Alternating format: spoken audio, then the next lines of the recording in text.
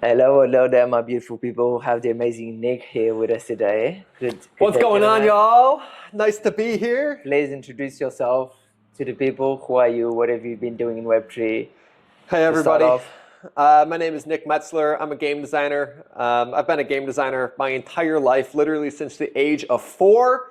It's the only thing I've done my entire life. I've designed in every single medium known to man professionally, which includes board games, card games, reality show challenges. I used to be a designer for Survivor challenges, escape rooms, murder mystery design, everything under the sun. I've done theme park ride gamification, and then a bunch of years back, I fell into crypto gaming because Axie Infinity showed up, and it totally blew everybody's socks off. And I was like, wow, what are the possibilities with this entertainment system? It's a really cool system, and I want to be able to learn how to give people value while they're playing the game. That was the original seed that got me excited about it. I wanted to learn more. The best way to learn is to build. So I built an on-chain game on Ethereum mainnet with a team of 6. We went live. We went idea to launch in 6 months. Awesome. Which was just insanity. Yeah, I can imagine. You didn't sleep much during those 6 months. There's no way. You know, it was, I got to say, they were masters of hype. They really knew what they were doing on the hype side as well as the technical side. I really plugged in on the gaming and tokenomics side. Obviously, everybody was pretty new at that era, and the game was really basic, but we had a couple of really cool technological innovations. We had full PvP on chain when everybody else had it on the roadmap. Awesome. Yeah. And yeah, it really showed me the promise of what Web3 gaming could be. After that point, I was a tokenomics and governance designer at Framework Ventures. I was on the platform team as well as the IC. So I reviewed a bunch of Web3 games that were coming in. I realized that the vast majority of them had no idea what they were doing from a tokenomics standpoint.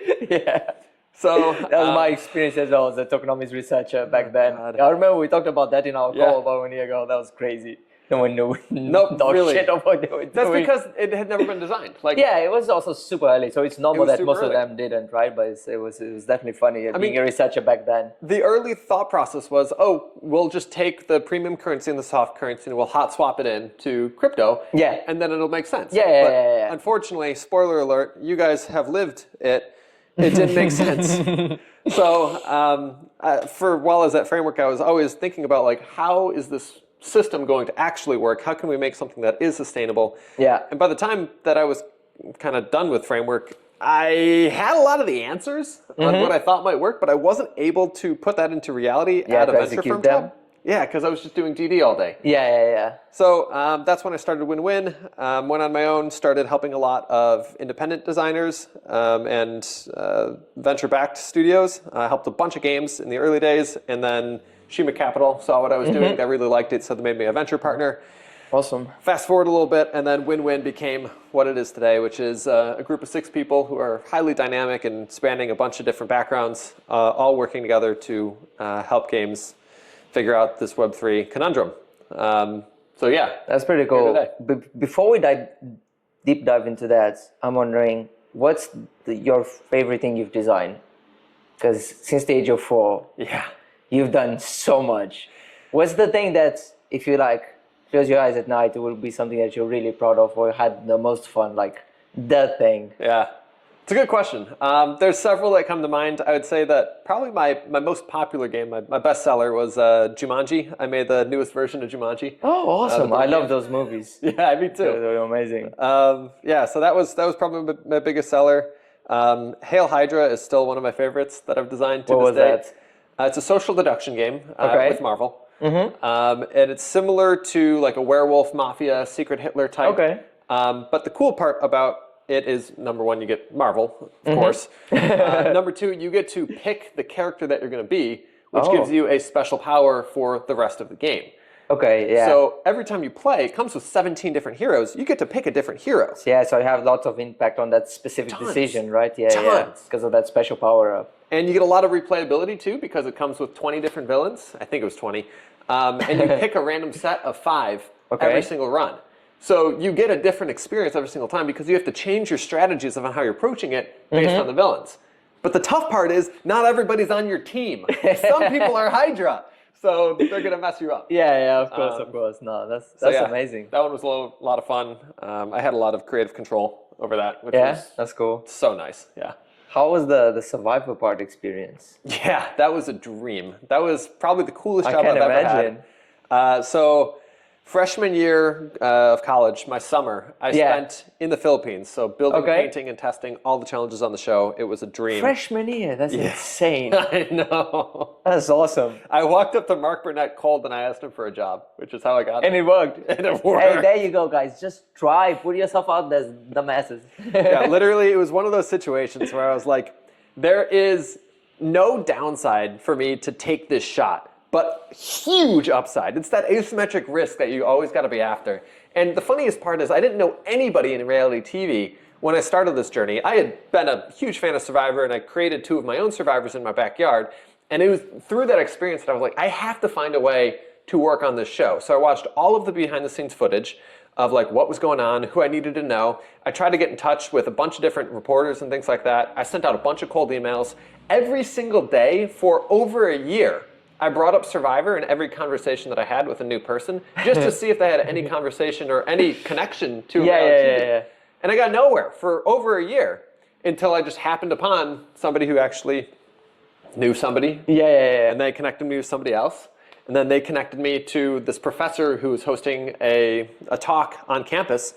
And Mark Burnett was coming to campus. And so I had a week essentially to prepare. So cool. I got my resume. I had it drafted up really nicely and had this 5-minute pitch in my head of what I was going to say to this guy. And then the 5 people in front of me, each person in front of me was taking 30 seconds, 30 seconds, 30 seconds. And I'm like, holy crap. I need to speed up. I've got 3 minutes to crunch down my 5-minute pitch into 30 seconds. Let's go. And before you know it, I'm face to face with Mark Burnett. He's looking down on me, right? Yeah. And I'm just like, freshman kid, hi. Yeah. And essentially I pitched him, 30-second pitch, gave him my resume and asked him for a job. And lo and behold, I spent the next 4 months in the Philippines. That's so cool. It was incredible. So cool. It's an incredible guys, experience. there you go. Put yourself out there. Try. Over a year without response, and you was just like, "This is my dream. I'll keep going." You just then gotta it keep going. happens. That's so awesome. If you have unlimited ammo, which is talking to people, and you have a bunch of shots in the dark, eventually you're going to hit something. Yep. So that was my mantra, right? And it also helps that I was young. Yeah, definitely. People don't really give you a lot of opportunities when you're older. It becomes a business situation. But if you're young and you're watching this right now, your best opportunity is just to go out there because people are going to be willing to help you because you're young. It's also because when you're young, having that aspect of just wanting to do something and people feeling that from you, just that motivation, just putting yourself out there, showing that you want. It's easy for older people and people with more experience to show that empathy, being like, yeah, why not? Come in. Yeah. Yeah, right? So that's really awesome. But yeah, that's amazing. That's amazing. But let's go back to win-win and everything else. Let's rewind, right? You're probably wondering how I got here. Yeah, Let me tell you that story. Yeah, let's deep dive a bit more into the Web3 stuff now, what you're doing nowadays. Yep. So Win-Win, for those of you who don't know, we are a full-service tokenomics consultancy. We cover everything that touches value in the ecosystem. So that's tokens, NFTs, any Web3 elements, any monetary aspects, as well as premium currencies, soft currencies, battle passes, points airdrop design, white paper writing, go-to-market analysis, narrative planning, kind of running the gamut from that.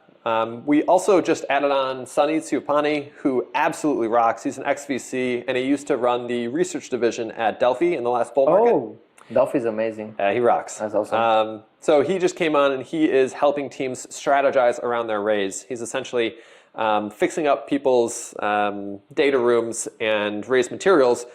Because he was a VC, he knows how VCs think, right? So he's writing essentially IC memos, putting them into the data room so that when a VC reads that, it just makes sense. So we're a pretty full service organization on that front. That's awesome. That's also really important because it's the kind of services that we were missing for such a long time, right? Yeah. And having a team like yours, I'm sure like for a lot of projects, is like a dream because having mainly the tokenomics part, everything else is really important, but for us, tokenomics is a bit more sensitive, right? And we've seen so many different kinds of fuck-ups in so many different ways, right? It pains me sometimes to read some white papers and tokenomics, and I'm just like, what are you doing, right?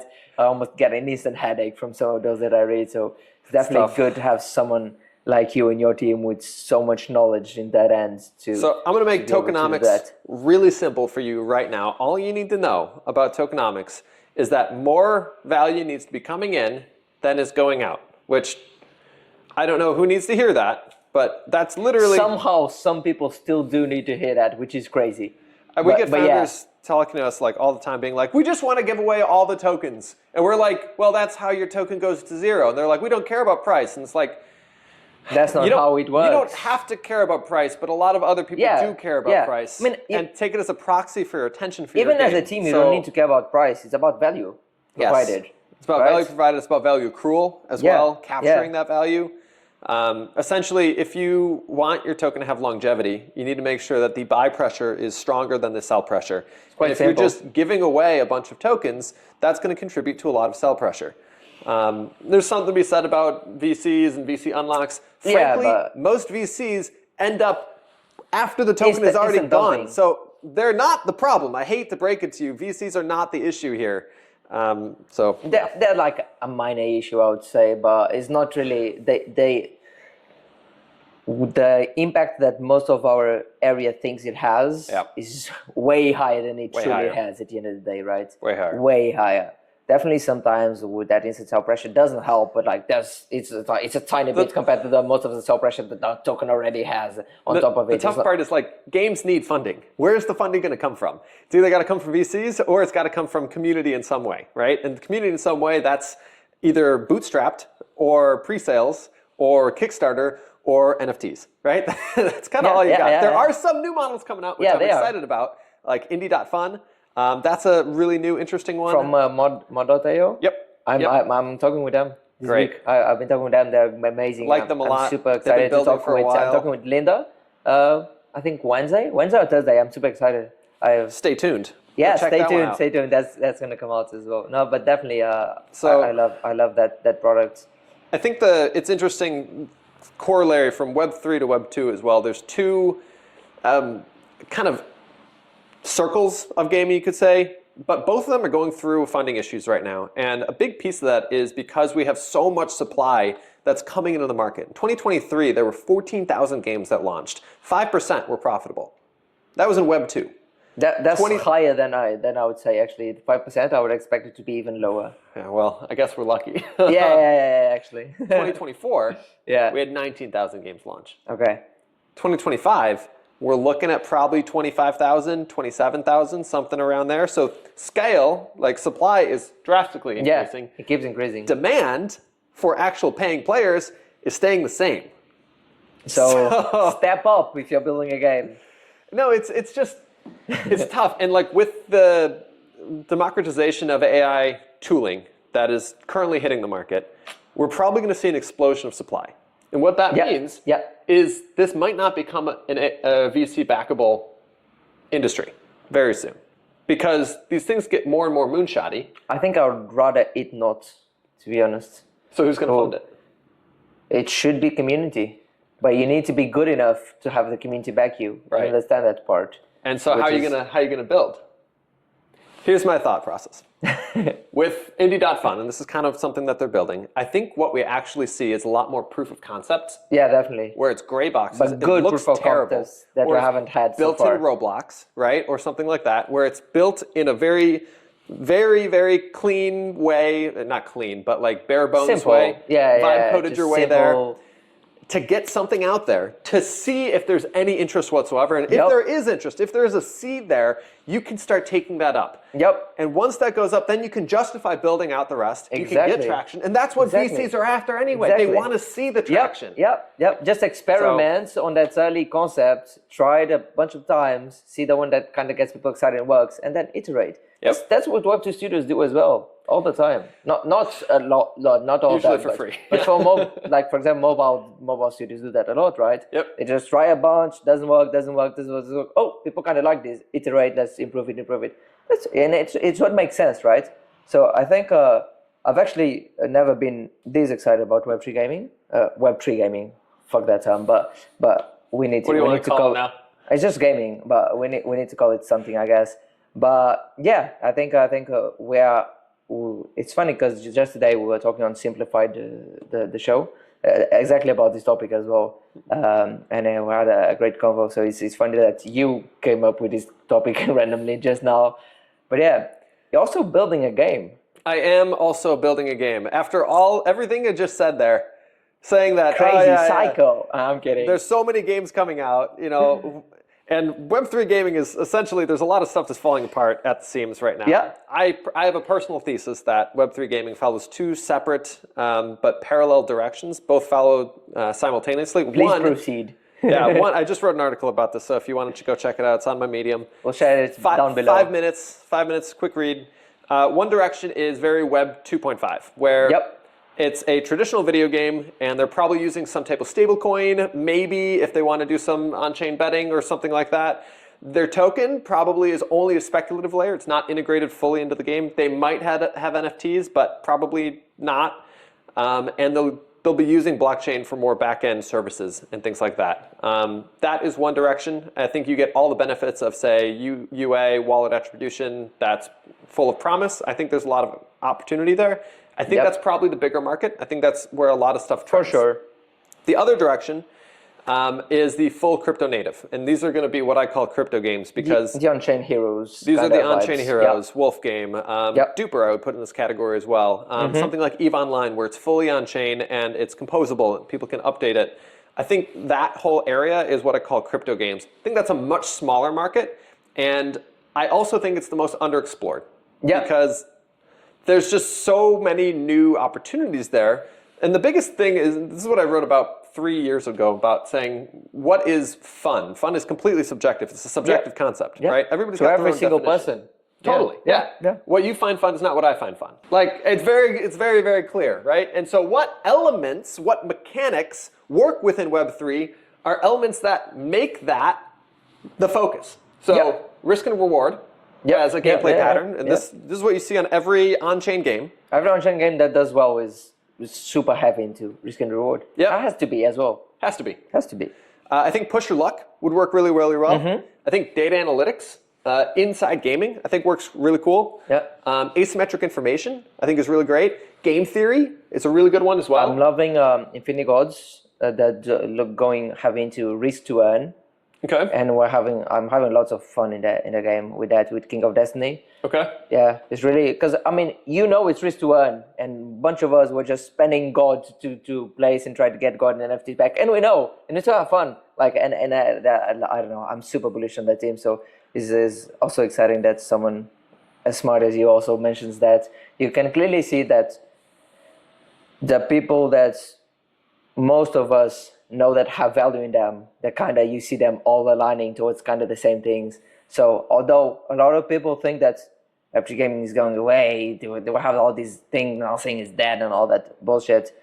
No, it's just going through a really healthy revamp / letting the projects die out that we're seeing politely deserve to die out. And the gaming has such a long development cycle that it's really difficult to see a lot of the stuff before then. And frankly, there's been a really strong push from VCs to include tokens in games for a lot of really strong reasons. But not a lot of games really need tokens intertwined in the games. And the demand that was supposed to be there with Web3 gamers didn't exist. And unfortunately, that has resulted in a lot of overinflated expectations, let's call it. I mean, yeah, it's part of the game, right? But definitely annoying, but it's definitely part of the game. I think NFTs are way easier and make way more sense for most games. Tokens, it needs to be like really specific, clearly. But I think tokens really work for MMOs, for example. That works 100%. I think UGC platforms really could use a token. I think you can use a token to coordinate decentralized work as well, and you can probably use a token as a speculative metagame layer as well. So I want to hear more about the game you're building. Yes. Let's get to the good part now. Yeah. All right, so about 3 weeks ago or something like that now, I announced publicly that I was going to be building a game in public. It's going to be a crypto game, so it's in this category. It's fully on-chain. It's for the degens. It's for the degens. I don't know how to code, so this is part of the excitement of the journey. I'm non-technical, so I'm going to try my best to get this game out there. I've been trying to think about, what does this game look like? How does it operate? I know the mechanics that I'm after. I know the target market that I'm after. I don't think in this target market, people don't like risk for the sake of risk. They want risk when they're feeling like they have an edge in the market, or they understand the risk that they're taking. They want that knowledge of return so that they can make a justified risk. They need to see the potential. They need to see the potential. The rewards of something, right? And they need to feel like want they have to risk. an edge. They need to feel like they have an edge. And a lot of that feeling like they have an edge in, say, on-chain heroes, for example, is the understanding that they know how to corner the market, right? Yeah. And I like a lot of that aspect. I also wanted to make sure that the game I'm making includes AI agents, because that is such a strong trend, and I don't want to forego that. And this is kind of why I feel that full skill-based earning is dead long-term, and here's why. It's because AI agents. There's two reasons. Number one, it's, say, for example, you got 100 people, 100 game players, and they're all paying each other PvP, fully on-chain, whatever. 50 people are going to be below average. Yep. All right. So probably more, but yeah, around that. Yeah, sure. yeah. All right. So take these 50 people. If half of them decide to drop out because they consistently lose, okay, now you're down to 75 people. Yep. So let's do that operation again. 50% are below average. Do they continue to bet? It just keeps repeating. No, it becomes a power law. And then nobody wants to come in because they don't want to play against the best people. So, okay, that's issue number one. While it's economically sustainable, it's not game sustainable. Issue number two, even if you can figure that problem out, once we have AI agents playing games, they're going to wipe the floor with all actual human players. So you can't, you cannot give away tokens or rewards just for pure-based skill. I'll stop you here real quick. Mira had that exact issue. Oh, really? I didn't know. Yeah, because the game was, when I played the beta, it was all right. It's not like my favorite genre, but it was pretty good.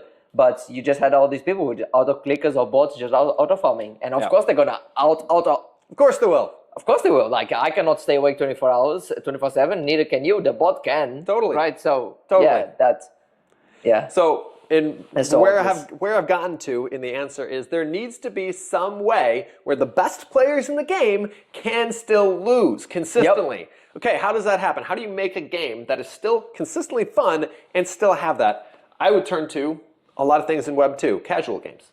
Marvel Snap is a really good example of this, where you can be an amazing player. And I was one of the most amazing players. I made it to the top 4,000 in the world. Nice. I had a killer deck, right? But I didn't win every time. In fact, I lost about 30% or more. And the way that happens is when your deck goes up against another deck, you don't know what's going to be in their deck. And the game is imbalanced on purpose. There's fun in imbalance. But the really unique thing with Marvel Snap is it had 3 locations, and those locations were randomly generated. You didn't know what was going to show up there. Maybe you have an advantage, maybe you have a disadvantage, right? But when you realize you have a disadvantage, you realize you're going to lose. And the cool thing about Marvel Snap is it allows you to retreat. And when you retreat well, you feel smart. And this was Ben Brody's big thing at his GDC talk. It's brilliant. It's great game design because you feel like you still won. And so what I want... Yeah, because you timed it out well to retreat. Timed it out well. And you even didn't if lose you that lost... much. Yeah. You could have lost more. Lose. Right. Yeah. Why isn't this in more crypto games? Where it's an understanding that, hey, you know what? The odds are not in my favor. I should dip out. Yeah, so I think there's a huge opportunity for push your luck. The luck is amazing. Like that's the concept, right? Do you know Summoner's War, Sky Arena? Yeah. I love that game, and like, of course, like if you're that good, you've been farming for a long time, you have the best characters. Of course, you're gonna beat, but you're kind of close by. If you get 2 criticals and the other guy doesn't, you won a battle. If your guy gets an extra set because of the violent rune sets, and you just popped off, I think it was like 33% chance each turn, and then it goes down. But you could still get 4 or 5 turns. Sometimes on Guild Wars, you're like trivial and like easy, I've won. And then the guy does like 4 violent sets, you're like, fuck this shit. And then when it happens to you, you're all happy. But that's what makes it so nice and awesome. And that's definitely the kind of thing that we're missing. I think so too. I think we've only scratched the surface of what's possible in on-screen gaming. Yeah, all that we for have real. literally all that we have right now is what we had back in 2021, where you take a character, you stake it, you get some stuff, you reinvest that stuff, and everyone's like, hey, it works. It doesn't work. It's going to crash. Literally every single time. Because at some point in time, if there is a way that you can continually just go up and up and up and up, eventually somebody's going to lose. Everything that goes up comes down. That system doesn't work, all right? So what does work is if you have a situation where the best players can continuously lose. That's the only way that something like this is sustainable, and so that's what I'm building. Awesome. Do you have anything more that you can say for now? Yeah, I got something for you. All right, this is the alpha. So like I said, I'm building in public. I've put out 2 videos so far. This will be my 3rd. I'll treat it as the update. Let's go! I came up with 5 separate ideas, so I know there's a lot of room to run in this arena. I'm only following one idea, so I've got those other 4 in the hopper. You guys can get excited about that. But the one I'm following is, I'm a huge fan of Slay the Spire. It's one of my favorite games in Web 2, and I want to make a simpler, easier, more approachable version of Slay the Spire. So I'm making a roguelike dice builder auto battler. And what that means is a roguelike, the run is different every single time. Dice builder, you're going to have dice, and then when you beat a monster, you get to upgrade your dice. Okay. So you're customizing your dice, you're customizing your run, and you have to update your run based on what you get. So you always have to respond contextually. You're never going to get the perfect build that you're after because you have to respond to what the game gives you. And because it's all on chain, it's only one direction. So you never know what you're going to get. And then the auto battler piece, because I don't know how to code. So I want to make this as technically simple as possible. I want to just be able to put in inputs and get out outputs, and maybe throw in some animation on the side. And then it'll keep things fast too. So really the strategy of the game is really focused on what are you upgrading and how far do you want to push your luck? Because this is the kicker. This is the kicker. This is the piece that I think is the really big innovation here that I freaking love. Get ready. Get ready, I'm going to drop it. You can cut this up, put this in the beginning, get people excited for the episode. All right, I got you. Here it is. All right, so in the beginning, if you want entrance into a run, you got to buy an NFT. It's a blank NFT, all right? So it's a blank character. Yeah. You enter into the run, upgrading. You're getting score. If you make it to the end of the first chapter, you can stop. Yeah, you can save, you extract the NFT, you're fine. Then you're fine. But you're a degen. Or you could go for more and go to the next level, which is, it's harder. And you can increase your score even more. And then there's one more after that. You increase your score even more. Now, the cool thing about this is a large portion of the entry costs from those NFTs get added to a giant pool. And then your score determines your odds of getting a payout. So it's automatically sustainable because we're not giving out more than we have. Yeah. As long as you figure out the part of getting the users to play and getting excited about it, you fix the other one, which is the main issue for most of them. So totally. That's amazing. And we're going to make it totally allowed to use AI agents. The way that we're going to do that is we're going to open source the data from the game. So I'm going to give you all of the information about all of the movesets of all of the monsters as well as the odds as well. And the odds of everything. Odds I'm going to nerd out on some Google shits for this shit. Oh yeah, it's all going to be available. So you as a player, you can read all of it if you want. You can strategize if you want. Or you can just take that whole sheet and upload it. Hey, ChatGPT, find me the best strategy. Yeah. Or you can just upload it to an AI agent and give it a risk profile and you say, go for it, right? I'm actually curious to know if an AI agent actually wins long term. I think this is still going to be really exciting for humans to play as well. I would love to play something like this. Oh, me too. I would definitely want to beat the AI agents and then flex on them. 100%. Yeah, how awesome would it be? Yeah, fuck you, AI. Yeah, exactly. So yeah, this is what I'm building. It's so fun because actually my final year project for my uni course, I took computer science, and it was actually the Bombermann.